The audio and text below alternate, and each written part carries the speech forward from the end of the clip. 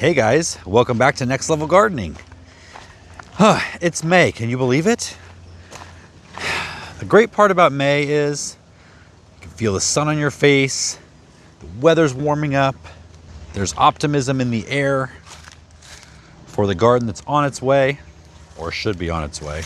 So if you watch our second channel, Little Homestead Big Dreams, you know that we had a death in the family earlier this year, and that has pushed everything back so far. This is the latest I've ever been. How about you guys? Do you have your plants in? Are you feeling like you're right on time, or are you feeling late like me? Well, I can tell you right now that it is absolutely not too late. In fact, some of you may just be warming up enough right now to get some things outside. In this video, I'm going to talk with you about, no matter where you live, what you can start growing in May. If you've been gardening as long as I have, you'll realize that gardening is very forgiving. There's lots of second chances. It's never too late for something, at least.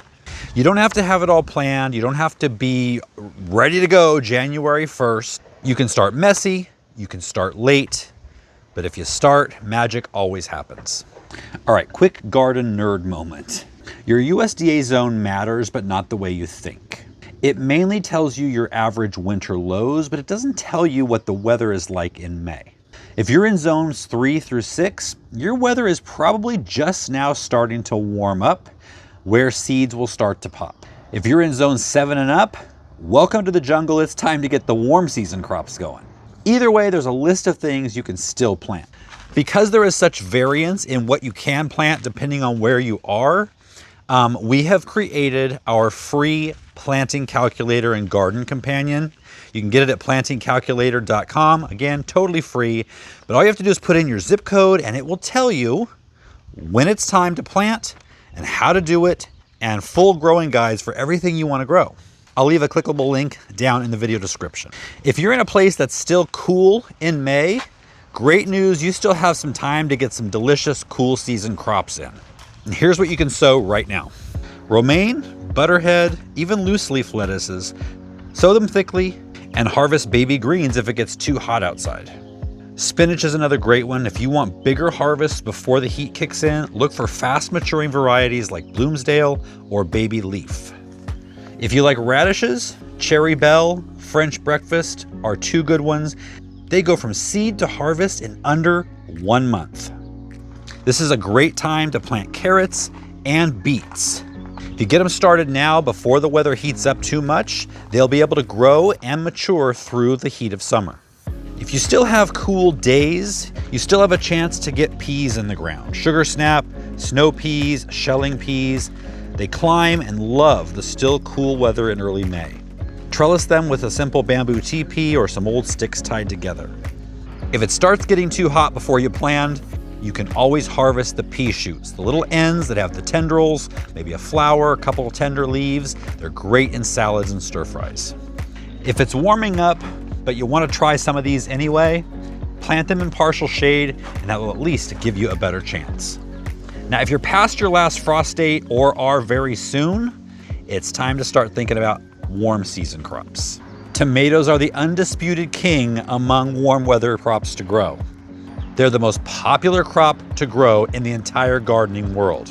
If you live in a really hot climate, like Texas, Florida, Arizona, we are pushing the limits of lateness right now. However, if you get them under shade cloth, it's going to bring the temperature down quite a bit and at least help them get through the summer and maybe still produce. Peppers love steady warmth and they do not like to be put outside too soon.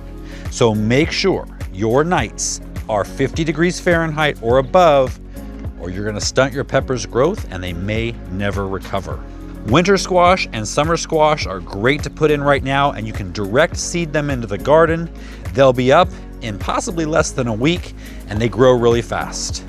You can sow bush beans for a quick, compact harvest or pole beans for a bigger vertical harvest. The bonus is they enrich the soil with nitrogen and share it with the plants around them. Pumpkins and melons love the heat of early and midsummer, and they're going to take off really fast when started now. Give them a sunny spot and space to sprawl. And don't be shy about feeding them compost. They are heavy feeders, and the more you give them, the more they'll produce. And don't forget to mulch around your crops. Keeps the roots cool, keeps the water in, and keeps the weeds down. Now, if you're starting late and wonder if you have enough time for a harvest, go for quick maturing varieties like Early Girl tomatoes, Bush Champion cucumbers, and Little Baby Flower watermelons. With these, you get a short season, but a big harvest. Never underestimate the power of flowers in and around your garden. Not just for beauty, but for pollinators, pest control, and pure joy. Some of my favorite flowers for the vegetable garden are sunflowers, zinnias, marigolds, and cosmos. Not only to attract pollinators, but to attract special beneficial insects that'll take care of the pest control in your garden without you even worrying about it. Want even more blooms? Deadhead your flowers. Just pinch off the spent blossoms. It tells the plant to keep producing. May is an amazing time to get herbs going. Even if you only have a small balcony, you can grow herbs for pennies of what you pay in the grocery store. All kinds of basil are great for warm weather. Holy basil, sweet basil, lemon basil, Italian basil. The world needs more pesto, guys. If you don't hate cilantro and you still have cool weather, you can grow that right now. If you're gonna be heating up shortly, I would put it in partial shade. Plant dill near cucumbers if you're dreaming of making homemade pickles later this summer. Parsley is a great companion plant to tomatoes, either curly or flat leaf. My Mediterranean herb garden right now is overflowing. I've got oregano, I've got thyme, I've got lavender, I've got rosemary. They thrive on neglect, and if you don't have hard winter freezes, they're gonna come back year after year. I want you to know, and I'm telling this to remind myself, May is a month of second chances. Don't get lost in thinking you're too late, or you should have done it sooner, or you're super behind. You didn't miss your window. The truth is, there's almost always a seed you can plant, but especially in May. And gardening, it's not about perfection. It's about showing up, messy, hopeful, excited, running late.